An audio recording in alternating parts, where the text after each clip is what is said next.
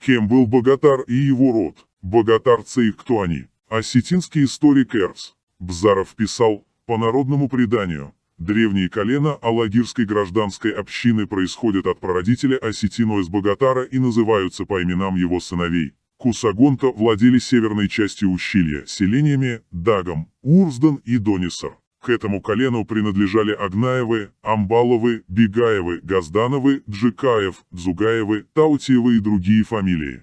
Седомонта занимали селения Дай, Сеус, Архон, Луар, Унал, Сеамат, Инджинта, Сахаката, Ксурта, ход в средней части ущелья. Потомками Седомона считались Адырхаевы, Безровы, Дауровы, Лалаевы, Мисиковы, Урумовы, Сеалаговы и многие другие фамилии. Сеаразонта жили в южной части Алагирского ущелья, в селениях Нузал, Назиджин, Амасин, Бат, Мизур, Сгит. Среди фамилий этого колена Агузаровы, Аладжиковы, Дзитоевы, Купеевы, Мзоковы, Таболовы, Чехоевы. Смотрите книга «Проблемы исторической этнографии осетин», 1988 год, глава Эрс Бзаров. Древняя традиция в общественном строе осетин-алагирцев первой половины XIX века.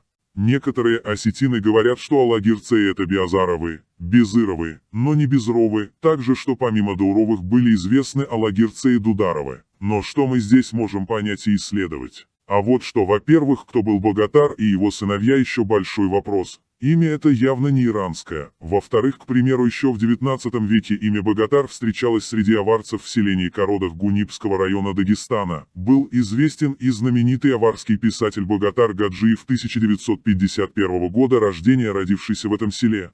Также есть и ингушские предания, что в старину некий ингушский Богатар проживал в селении Игикал. Он был предком многих ингушских фамилий. Естественно, если в старину имя Богатар бытовало у ингушей, то оно бытовало и у чеченцев. Помимо прочего, у чеченцев Чеберлойцеев до сих пор есть тайп, род Дай. Чеберлойцей этого тайпа основали селение Дай в Чеберлое, которое позже вошло в Шатойский район. Не исключено, что они могли основать село Дай в Алагирском районе. Также некоторые орстхайцеи, карабулаки, говорят, что некий правитель Алании Богатар был Орстха. Орстхай чеченский Тукхум. У орстхайцеев также есть предание, что первые кавказские аланы были именно они. Поэтому имя Богатар может иметь разные факторы происхождения. В-третьих, богатарцы могли осесть в алагирских селениях и задолго до того, когда они были освоены и перейти на осетинский язык, ассимилировавшись в осетинской среде. В-четвертых, чеченский историк Амин Тесаев связывал род богатаров и с орстхайцами, карабулаками. Он писал, орстхай не являлись генетически монолитным образованием. Подобно В. Абаеву, отождествляя нартов и орстхай, и Саидов писал, что некоторые нарт-орстхаевцы были ичкерийского происхождения. По утверждению Ф. Х. Гутнова, к началу X века военная аристократия Алан захватила ведущие позиции в аланском раннеклассовом обществе.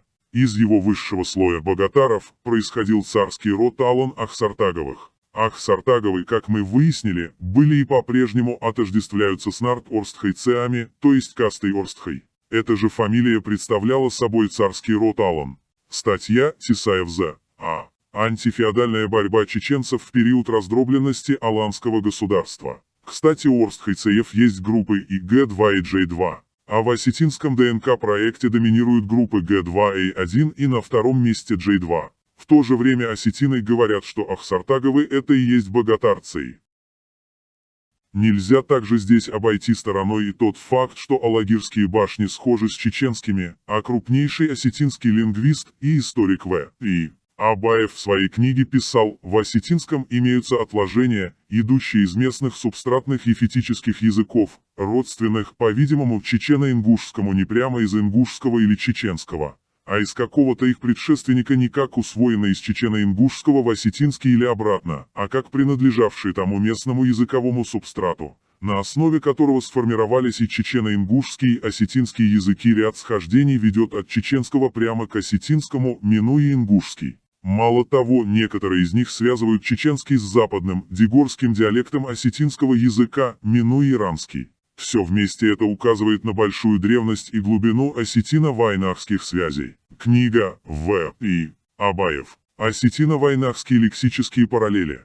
1959 год. То есть у дегорского диалекта, соседей алагирцеев, есть большое влияние чеченского языка. Что можно заключить? В алагирском ареале, судя по всему, есть чеченский след, возможно, богатарцы это не осетины, а это потомки карабулаков, которые уже ассимилировались и говорят на осетинском языке. Эту тему нужно исследовать. Да и в целом многие генетические и лингвистические данные говорят о том, что в целом все осетины те же местные кавказцы, перешедшие на иранский язык. А сам Абаев подмечает, что в осетинском языке есть субстратный след из некоего общего для осетинского, чеченского и ингушского языков предшественника. Причем даже ряд схождений ведет от чеченского прямо к осетинскому.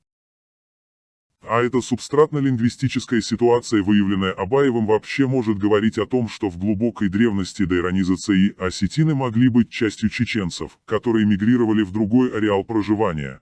Но в то время, когда чеченский язык еще был единым и не разделялся на чеченский, ингушский и бацбийский. Чеченский лингвист и историк Хаджи Хизрев также писал, в осетинском языке сохранились все гортанные звуки чеченского языка, что еще раз подтверждает кавказское происхождение осетин и чеченский субстрат осетинского языка. Антропологический материал также доказывает, что осетины, балкарцы и карачаевцы такие же чистые кавказионы, как и чеченцы. Книга Хаджи Хизрев. К вопросу о чеченцах в древности и средневековье.